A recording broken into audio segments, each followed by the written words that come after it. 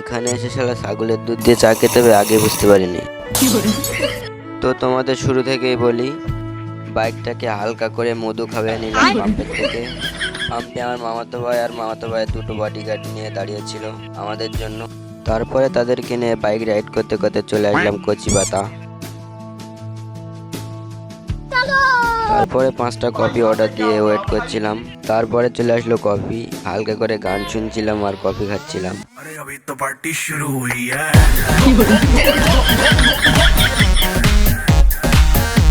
अरे अभी तो पार्टी शुरू हुई है।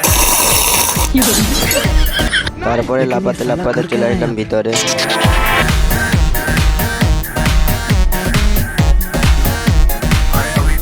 এখানে আসার পর দেখতে পেলাম প্যান কার্ড, না মেনু কার্ড। তারপরে পড়া শুরু করলাম। 3 কেজি আলু, 1 কেজি সয়াবিন, 500 ডাল, 300 সরষের তেল।